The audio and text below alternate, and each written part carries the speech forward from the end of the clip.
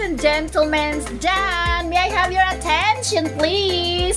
Dito nyo na malalaman na talagang confirm na siya ay isang scammer.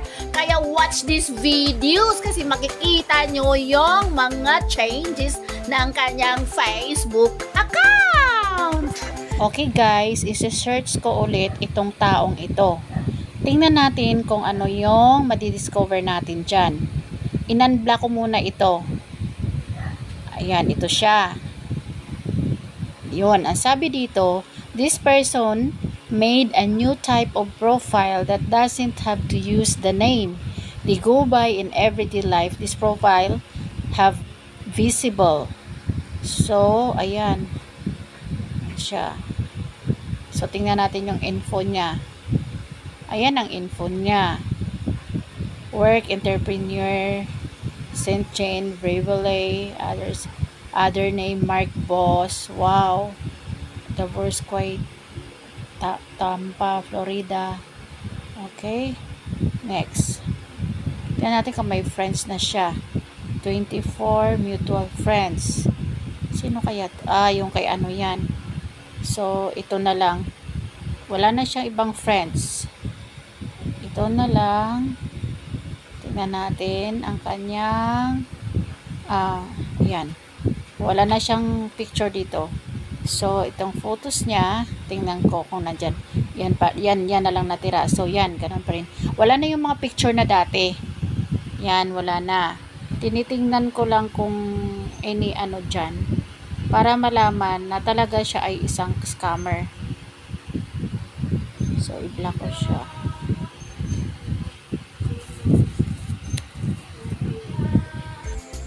Especially sa mga ladies na may mga pinagdadaanan. Sila kasi yung attention seeker. They really need attentions from somebody else. Pero mag-ingat tayo kasi yan din ang gagamitin na kahinaan natin ng mga scammer. This is my tips. Okay. Say a nice words or a honey words to you and trying to get to know you. On that profile, you will find out kung kailan lang siya gumawa ng kanyang account. Secondly, pag yung kanyang account may mga pictures, may mga videos, no, you have to observe. Especially sa mga babae na nagkakaroon ng interest sa mga lalaki na masarap magsalita, diba? Mag-ingat talaga tayo dyan. Yung mga pictures niya, yung mga pictures na yan, kung yun ba yan ay napasama siya sa group of pictures na nandyan ba siya. At saka maraming pictures dapat na matagal na na Facebook. Check kung meron bang lumalabas dyan na message ni Facebook bilang isang babala. Kung ano yan. Ang kinlik ko yung kanyang profile, may lumabas ka agad na message from Facebook na ang sabi ni Facebook that this account has been created 3 days ago. See? And this profile and this picture is keep using a different account.